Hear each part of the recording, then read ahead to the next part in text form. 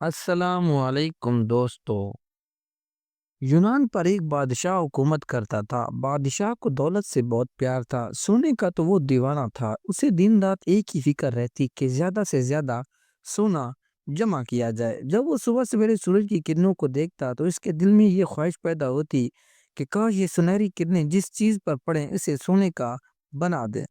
سونوں کی اینٹوں، برتنوں اور زیورات سے بھرا بادشاہ کا خزانہ محل کے ایک تہہ خانے میں تھا۔ بادشاہ کو جب فرصت ملتی تو وہ تہہ خانے میں چلا جاتا، سونے کی اینٹوں کو دیکھ کر بہت خوش ہوتا، سونے کے برتنوں کو اٹھا اٹھا کر دیکھتا۔ ایک دن بادشاہ تہہ خانے میں سونے کی چیزوں کو دیکھ رہا تھا، اچانک کمرے میں روشنی پھیل گئی۔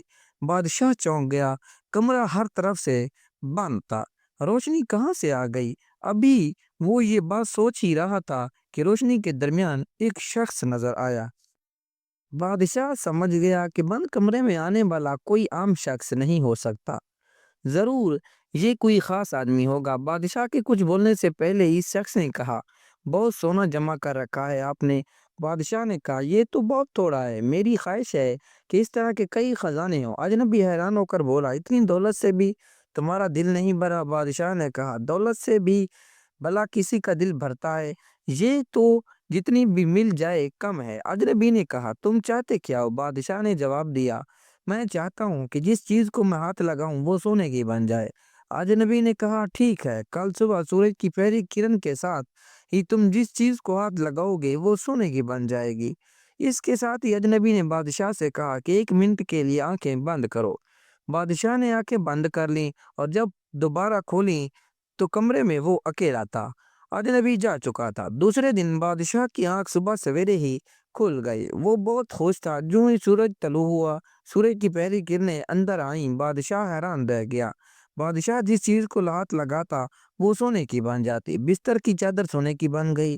اس نے میز پر سے اینک اٹھا کر آنکھوں پر لگائی، اسے کچھ نظر نہ آیا کیونکہ اینک ساری کی ساری سونے کی بن گئی تھی۔ ناشتے کا وقت ہو گیا تھا، میز پر طرح طرح کے لذیذ کھانے موجود تھے۔ بادشاہ ابھی بیٹھا ہی تھا کہ اتنے میں ننھی شہزادی ہاتھ میں سنہرے رنگ کا گلاب کا پھول لے کر آئی۔ اس نے روتے ہوئے کہا، ابا جان، میں باغ میں پھول توڑنے گئی تھی لیکن وہ سب پتھر کی طرح سخت ہو گئے۔ پیاری بیٹی، بادشاہ نے مسکراتے ہوئے کہا، اس میں رونے کی کون سی بات ہے؟ اب تو یہ سونے کے بن گئے ہیں اور پہلے سے زیادہ خوبصورت اور قیمتی ہو گئے ہیں۔ تم اطمینان سے ناشتہ کرو۔ یہ کہہ کر بادشاہ نے چائے دانی اٹھا کر پیالی میں چائے ڈالنے کی کوشش کی لیکن چائے دانی سونے کی بن گئی۔ پیالی سونے کی اور پیالی میں چائے پگھلا ہوا سونا تھی۔ سونا کون پی سکتا؟ اس نے روٹی، مکھن، انڈے اور مچھلی کھانے کی کوشش کی لیکن اس کا ہاتھ لگتے ہی ہر چیز سونا بن جاتی۔ میں کھاؤں پیوں کیسے؟ کیسے کھائے پیے بغیر زندگی رہ سکتا ہوں؟ بادشاہ پریشان ہو گیا۔ شہزادی تھوڑے فاصلے پر ہنسی خوشی کھانے میں مصروف تھی۔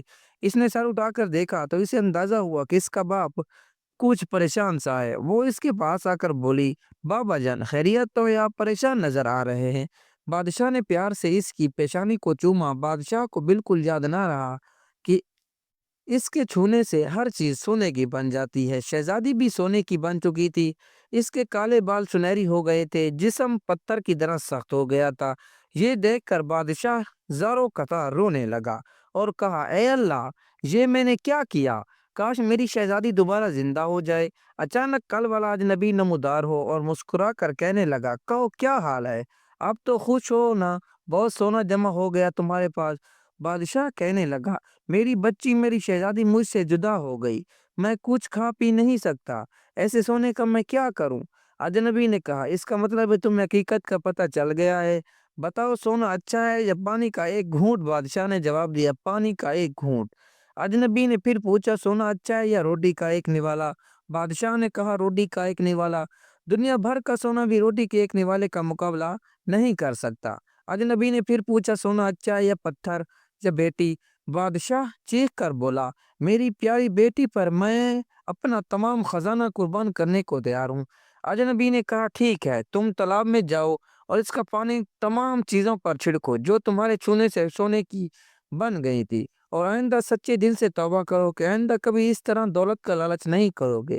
بادشاہ نے سچے دل سے توبہ کر لی اور تالاب میں کود گیا۔ پھر اس نے پانی لا کر تمام چیزوں پر چھڑکا، ہر چیز اصلی حالت میں آ گئی۔